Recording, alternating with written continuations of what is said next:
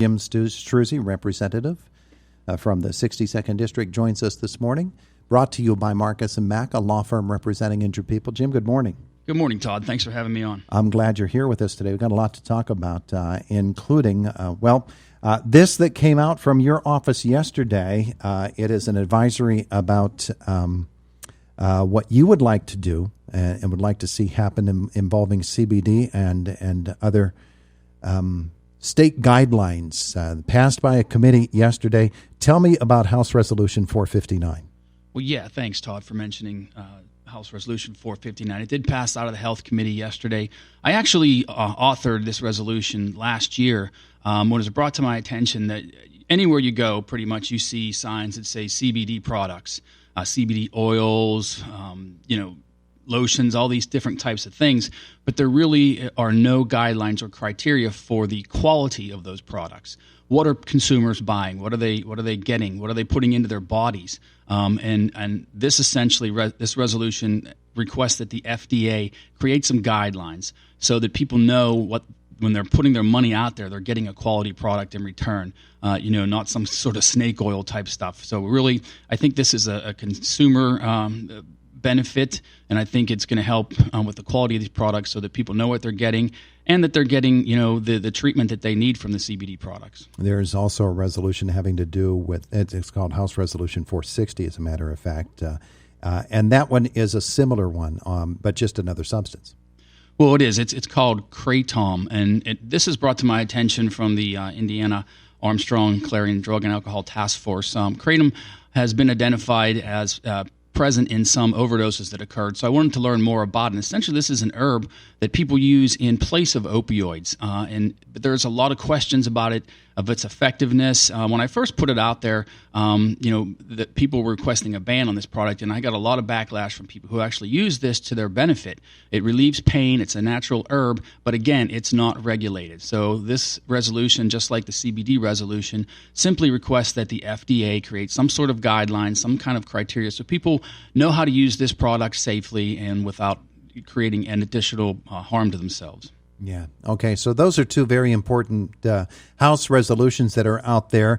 Today in Harrisburg, the Senate committee is going to take a look at the RGGI bill. And I know that you're watching that because it's the companion bills, yours and Senator Joe Pittman, identical language in the two bills, and they come before the Senate committee today.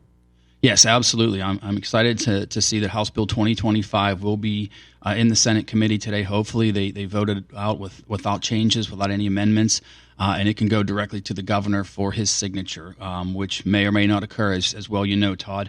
But this is so important for the future of Indiana County, for the future of our energy industry in Pennsylvania. I know we've talked at length about what RGGI would do to our economy, to our local jobs, to our local families and communities, House Bill 2025 does not say whether or not, RGGI is good for the climate. It simply says that RGGI must be vetted through the legislature before it is considered, before any multi-state pact like RGGI is considered, because, quite frankly, the administration right now is not looking at any other impacts related to RGGI other than the supposed changes that it will affect on global warming, and that is also in question as well. But they're not looking at the economic impacts. They're not looking at the job losses. They're not looking at the fact that, we are currently an energy exporter, and Pennsylvania stands to become an energy importer if RGGI goes into effect. But none of these factors are being considered. None of the factors of our local job losses, of the impact on Pennsylvania residents, on the fact that everyone's electric bill stands to increase as it has in these other RGGI states. So all we're asking is that all of these factors be considered before we consider something like RGGI. And that's essentially what House Bill 2025 represents. And then Senator Pittman has a similar bill that I believe they're addressing in the committee as well. So I'm excited to see this move forward. I think that, Indiana County residents, Pennsylvania residents need to have this opportunity to have their voices heard. Yeah, and it's even a bigger issue than just RGGI, isn't it? Because it really has to do with the power of a governor to enact policies that will affect the state for years and maybe even forever, and do so without the legislature having any say in it at all. And that truly is what it's about, Todd. The governor made a unilateral decision to enter into RGGI without consulting with anyone on the legislative side and without consulting anyone in the General Assembly. And that's why we're there. I mean, we were elected to represent the people of Pennsylvania in the House and the Senate. And unless you are working with the legislature, you are not working with the people of Pennsylvania. We speak for the people we represent, and I represent the 62nd District proudly here in Indiana County, and I am their voice. And if you're not asking me about the impacts of Reggie before you consider it, then you're not listening to the voice of Pennsylvania residents. Executive order, of course, also at the heart of what the governor did yesterday in vetoing legislation having to do with his power to declare a disaster. And he renewed that disaster declaration earlier this week, and then the veto coming yesterday. Yes, unfortunately, we did not get a two-thirds majority to override the governor's veto of House Resolution 836 that would have ended the disaster declaration. At this point, I think people want to get back to normal. People have shown that they understand what social distancing is. People understand that you should wear masks in close proximity to others. People want to get back to work. It's essential for our restaurant industries, for our hospitality industry, that they be allowed to function as normally as possible. And we're already seeing restaurants closing in Indiana County, some possibly to never reopen. And I know people are worried if you end the disaster declaration, some of those benefits that came with that will go away as well, but they will not. We can effectively continue those through legislation. It doesn't need to be an executive power that enacts those things. So I think it's unfortunate that we were not able to get it done yesterday. Hopefully the governor will begin to realize that the stranglehold on the people of Pennsylvania needs to loosen some, because it's really dire, the unintended consequences that are going to come from this. And I'm hearing more and more about the mental health issues, Todd, the suicide rates increasing, the drug addiction, alcohol addiction rates increasing. All these factors are coming into play because people are frustrated. Still, we hear from people who cannot get unemployment that just want to get back to work and do that safely. And I think that it's time to allow that to occur. Yeah, it really is. And to allow people to have a say, that's the thing that gets me. And it doesn't matter that it's a Democratic governor or if it were a Republican governor. Any concentration of power in one office, whether it be legislative or in the executive branch or even in the judicial branch, any concentration of power that excludes the other two branches, to me, is a dangerous thing. And you're absolutely right. We should be working together to lead Pennsylvania. And at first, as I've mentioned, it did occur that way at the beginning of this pandemic, but then the power shifted and we were essentially taken out of the equation on many of these decisions. And I think the bottom line really, Todd, is people want to make their own choices in life. I heard you talking earlier about the spectators at sporting events. And I know that you're aware that we passed that legislation yesterday to allow those decisions to be made at the local level, because people are capable of making their own decisions about health and well-being. And parents want to see their kids, for goodness sake. It's ridiculous to me to not allow that. And I voiced that on the House floor last night.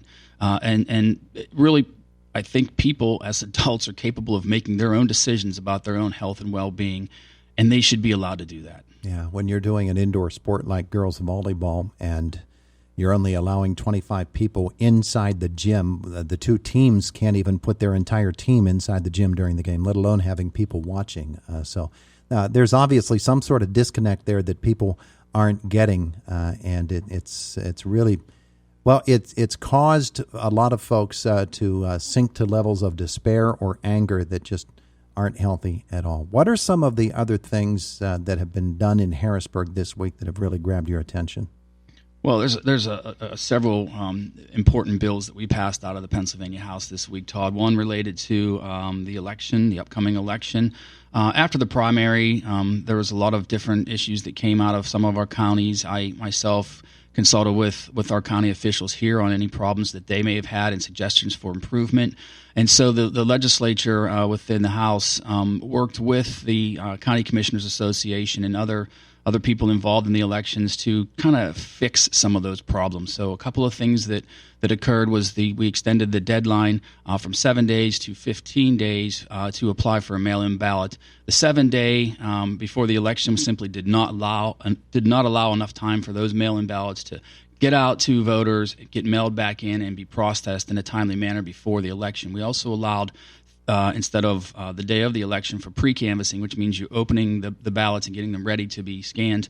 We allowed that to occur 3 days before the election. And then there's a number of security and transparency items in that bill that passed as well. So really it's designed to make sure that every ballot gets counted, make sure that it gets counted in a timely manner, and that people know when they send in that mail-in ballot that it's going to count. And that's the most important thing, is that every vote should be counted. We also passed a bill that would allow parents who do not feel that their child is getting the quality education this year because of all the different changes related to COVID, that they have the option to actually repeat that year without any sort of penalty. So a number of big bills along those lines. I think it's important that we allow enough transparency and enough flexibility for people during these difficult times. I'm really concerned with a lot of the things that are happening right now, and I think we need some common sense to take hold.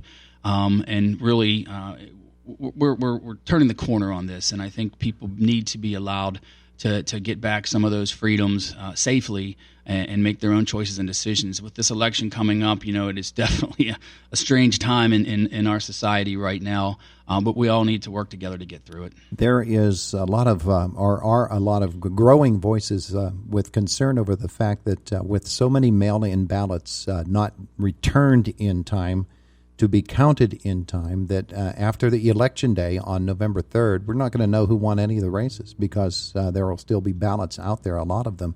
Is there any movement toward having an absolute deadline? Return must be in by election day or by a certain day in order to be counted.